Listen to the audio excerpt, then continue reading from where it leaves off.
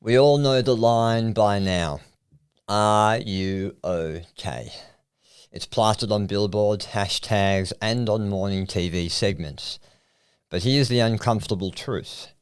Most of us don't know what to do after that question. We ask, they say, yeah, I'm fine, and then that's where the conversation ends. Meanwhile, behind that word fine, people are unraveling.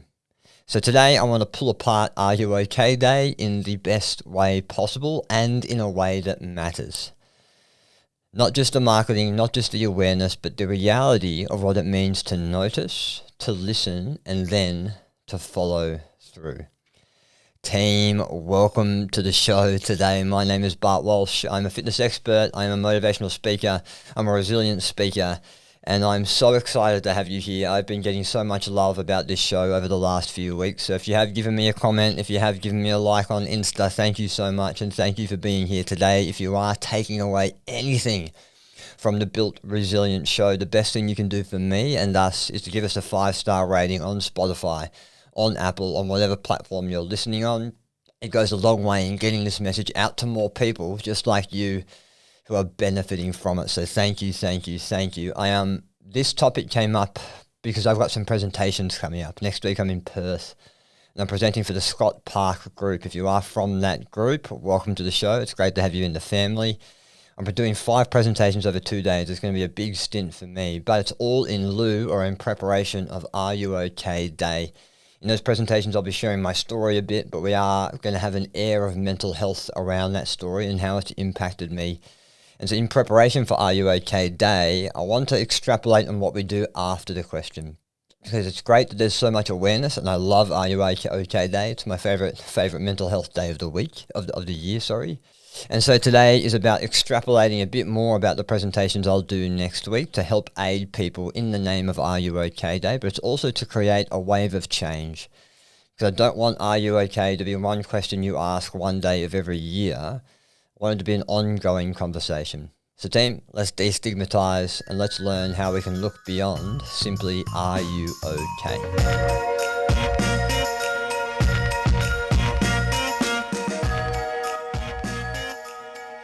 From the outside, mental health struggles often look invisible, especially for men. Generations of conditioning has taught us to bottle up our emotions, to distract ourselves with work, or bury it under humour. And in Australia, men are 3 times more likely to die by suicide than women, 3 times as likely. And yet, men are far less likely to seek help. It's not because they don't feel the pain. It's because somewhere along the line, vulnerability got tied up with weakness. And so, I'm fine becomes a mask. It becomes the shield.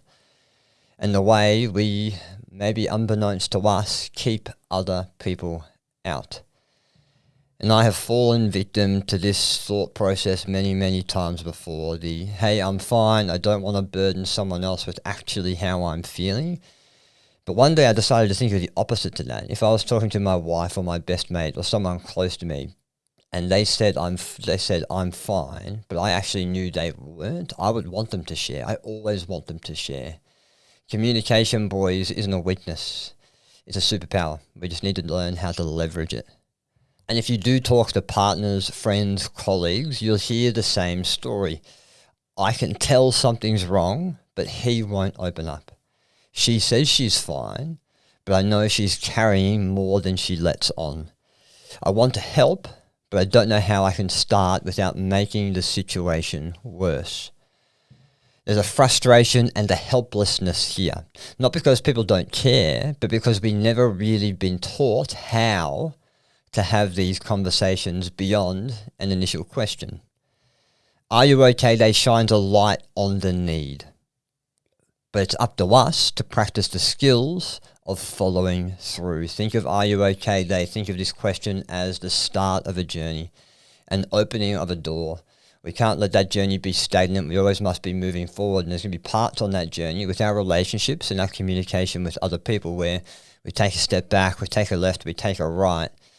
But we need to make sure we're walking together. because no human on this earth should suffer alone. And should I say, no human should be in prosperity alone either. We're not meant to do anything alone. And that's why I love RUOK Day. That's why I love this idea of opening the door to start this mental health, this conversation journey. Silence in mental health conversations isn't just awkwardness. It's a psychological defense. For the person struggling, silence is protection. The brain wires it as if to say, if I don't say it out loud, then it isn't real. And underneath that is shame. The belief that our pain makes us weak, that admitting it will burden others, or worse, change how people see us. And the research, it backs this up too. Research shows that shame activates the same brain regions as physical pain. So no wonder men in particular retreat. The discomfort feels unbearable to them. And so for the person trying to help, which may or may not be you, silence is fear. Fear of saying the wrong thing, fear of prying, fear of being responsible for an answer we don't know how to handle. The human brain craves certainty. It loves habit. It loves comfort. And when we're faced with emotional chaos, silence feels like it's the safer option. And so what happens? Both sides then retreat. One withdraws to hide, and the other steps back to avoid overstepping, to avoid offending them. And then that gap in the conversation, it dies. It's gone. And understanding this helps us reframe what that silence actually means. It's not disinterest, it's actually protection. And both people in this conversation are trying to stay safe, which means the bridge is patience, persistence, and presence. I want to circle back to that idea of being silent when faced with a tough conversation or a tough situation. I want to circle back because that's me. In the fight, flight, or freeze nervous system state, I often freeze. And I often freeze in times of conflict when I have to have a tough conversation with someone, or someone needs to have a tough conversation with me. And I freeze in the presence of emotional distress. I go silent and I go internal. My wife, Jane, she calls it the fortress. And she, in fact, when we met, she said it was like trying to chip through the fortress walls, one swing of a hammer at a time to get to the center. And it wasn't until I realized that that fortress was actually delaying me from solving my problems that I realized I needed to buck that trend. And to be honest, I still fall back into that. I still freeze when I become emotionally unstable. And I'm sure there's a few people out there that can relate to the same. But understand that silence, that freeze, it's fear. It's fear of the true answer, and it's fear of the road ahead to get over the situation that you're in. Now let's get a bit practical. So what do we do? How do we actually help someone who might say, I'm fine, but you know they're probably not? The first thing I need you to do is notice. Awareness is always the first step. This is the first rule in my rule of resilience. It's owning your circumstance, owning the situation that you're in, and being aware of the challenge that's in front of you. Awareness is the first step. And it's not about being a therapist. I'm not trying to be that to you today, and I don't need you to be that to your colleague or your partner or your family. All it's about is being observant. Humans are creatures of rhythm. So when rhythm changes, pay attention. Is he or she suddenly more irritable, sleeping too much or perhaps not enough? Are they drinking more? Are they dropping their hobbies, the things that they love? These are the breadcrumbs. And noticing says, hey, I see you. And often that's all someone needs to feel less invisible. The first step is to notice the difference in these habits. And often it's a gut feeling. You know, sometimes your logical brain will say, hey, maybe they haven't. No, they're just the same. Oh, we're getting older, life changes. But no, listen to your gut. Your nervous system will tell you. The second thing is I want you to ask twice, and I do this quite a bit. The first, are you okay, almost always gets the autopilot answer, yeah, I'm fine. The second ask is where the magic happens. But it's not about interrogating, it's about being gentle, persistent, and combined with something specific that you've noticed. You don't seem yourself lately, or I've noticed we've been quiet the last few weeks. That specificity tells them that you are not just ticking a box, that you actually genuinely care. And once again, I want to circle back for a second. This idea of asking twice is something I actually do quite a bit. If you're in my inner circle, you'll hear me ask the same question, sometimes identically and sometimes just with a little bit of alteration to get to the core. It's, hey, how you doing today? And they'll get the autopilot answer and they'll say, are you really okay? What's going on? Are you busy? And get a bit more specific. And all of a sudden, this opens up an entire new conversation. And so if you're in a new workplace, this is a great way to build trust with other people. If you're a PT, this is a great way to build trust with your client. If you're a manager, it's a great way to build trust with your team. That second question will always get more of an answer because it tells that person that you actually care, particularly if you can be specific with it. The third thing I want you to do is to listen without fixing. And boys, this is so hard to do because our innate response is always find the solution, present the solution, and then move on. That's what we do. But no, I just want you to listen without fixing first. And this is the hardest part, particularly for the boys. We're wired to solve. But mental health isn't a broken tap that you can tighten. When someone shares, resist the urge to jump in with advice. Just hold the space. Just be there with them. Nod and perhaps reflect back what you've heard. That sounds heavy, or I can see why you feel that way. Validation is oxygen in these moments for the person sharing. It lets them breathe enough to go even deeper. Resist the urge to fix. Resist the urge to fix and just be there with them. And I think we've all been in a situation where we're going through a tough time. A lot of people know about it and you're getting advice left, right and centre, perhaps from your parents, from your colleagues, and it's not really helping. When really those people should just be saying, yeah, that sucks, this sucks, but hey, I'm right here, and I always will be. The fourth thing I want you to do is to follow up. Are You OK Day is annual, we know this. Struggling, for some people, is daily.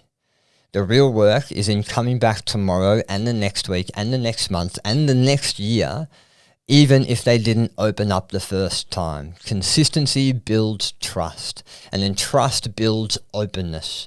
Think of it like watering a plant. One splash will not change much, but regular attention, it keeps that plant alive.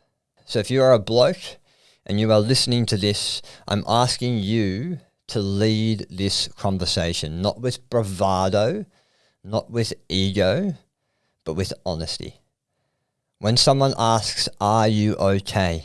Try answering with something real. Even if it's just, hey, not great, but I don't want to talk about it just yet. Because every time we normalize honesty, every time we show vulnerability, particularly in male-dominated environments, we make it safer for someone else to do the same. Be the leader. Resilience, strength, it's contagious. But we need a model. We need someone to show us how to do it with their actions, not with their words. Don't fix it verbally. Lead by action, and I can guarantee you your environment will be stronger because of the actions you make. Oh man, team, whenever I get into a podcast studio by myself, I get riled up, I get excited, only because this stuff, particularly with mental health, it's so important. Team, Are You OK Day isn't about a hashtag. Hashtags help spread the word, absolutely, but it's about the human moment. It's not about asking the question. It's about being ready for the answer. So on Are You OK Day, it is coming up very, very soon. When you check in on someone, do not just say the line. I want you to mean it. I want you to stay in the discomfort, stay in that awkwardness, and listen longer than it feels comfortable. That is how we turn awareness into action.